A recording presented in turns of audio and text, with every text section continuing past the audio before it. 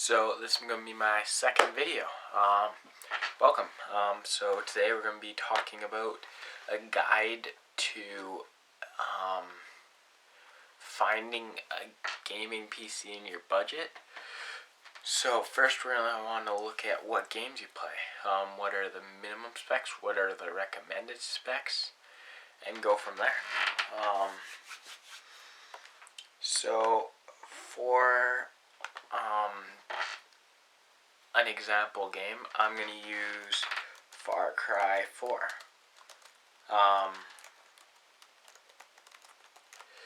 Because it's just a game a lot of people play. So Far Cry 4, it requires... So first we're going to look at the operating system. Most new games now require a minimum of Windows 7. I use Linux because I can switch operating systems that I can emulate each operating system, which on Windows you're limited. You have to pay $100 for one operating system. So Far Cry recommends 4 gigabytes of RAM. It's probably it doesn't recommend its minimum for 4 gigabytes of RAM. Most computers now, most professional computers are usually 6 gigabytes and up, but some are 4. But I would not recommend gaming on 4 gigabytes of RAM, simply for the reason that you would be on the lowest of the low FPS. So it recommends 8 gigabytes of RAM. Most games nowadays recommend at least 8 gigabytes of RAM, if not minimum. It recommends 1 gigabyte of video RAM.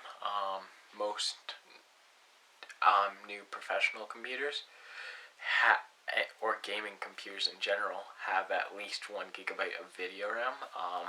It's recommended that you have 2 for most games because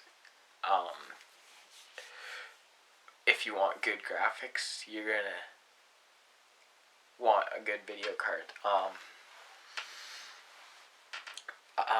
And then so I recommend that you get a computer with at least a terabyte, because if not, a terabyte plus an SSD for maximum performance. So now we're going to be talking about budget. So I know a lot of PC gamers are on budget because, well, PC gaming's expensive.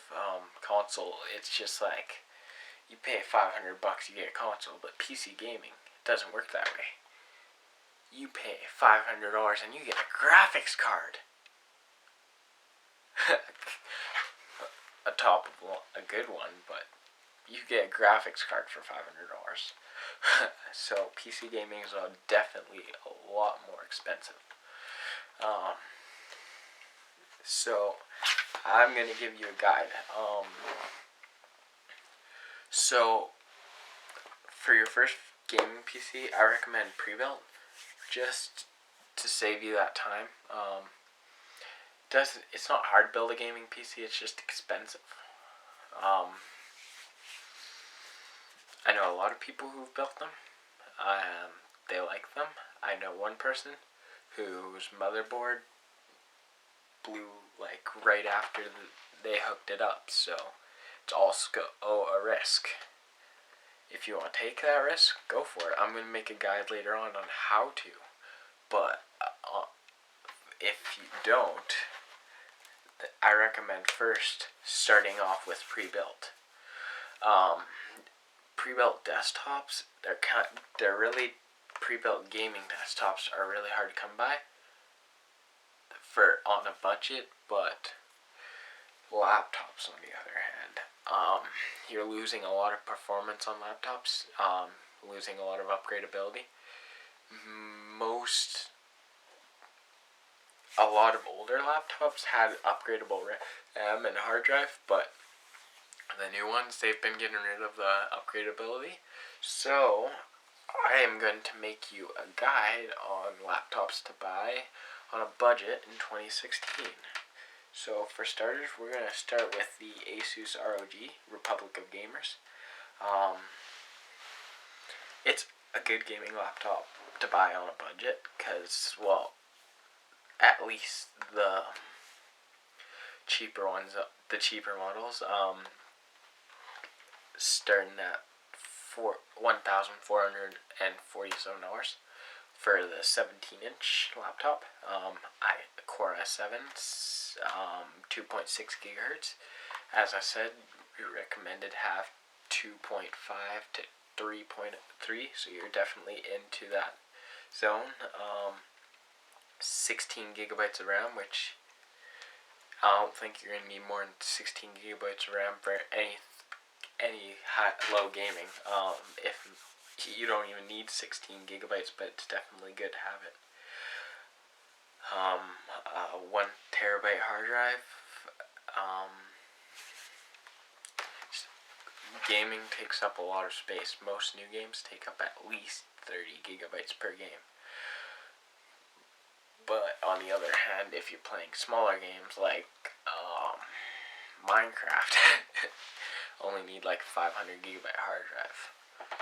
So, yeah.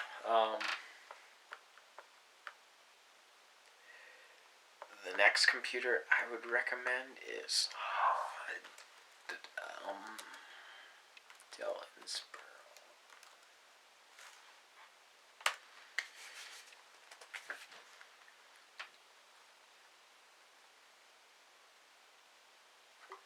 The next computer I'd recommend on a budget is the Dell Inspiron 15-inch laptop. It has 1.8 gigahertz, which I'm a bit skeptical on.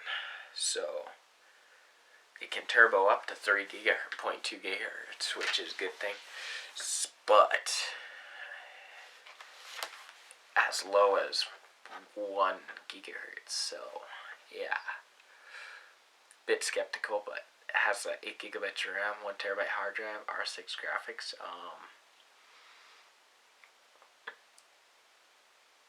It has touch support, which is good. Touchscreen, always handy. So that would be more of a extreme budget computer. As I said, gaming on a PC is more expensive.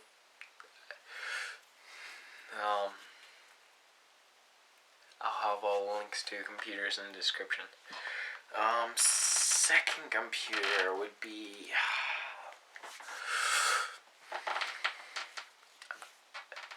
I know lots, but one's on a budget. This isn't even technically a gaming computer, but it would work. It's AMD though. I'm not a very great fan of AMD. I'm an Intel man myself, but yeah. So next one would be I don't like Alienware simply because they spend all their money on their lighting, but for desktops, if you're looking to play on just Steam, and I hear you can boot those Alienware Steam machines into Linux, so that's good too. So next one I got is an Alienware Steam machine. Has a Core i7, 4590T, 8 gigabytes of RAM, 1 terabyte hard drive. Always good to have that high storage. 2 gigabyte GPU, which is good because a lot of new games are graphics intensive, and it is selling for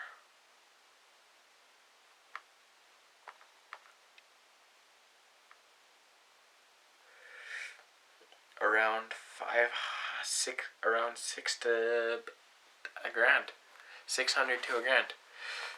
I guess it depends on power you want, but definitely if you're just playing on Steam, the Alienware Steam machine is the way to go.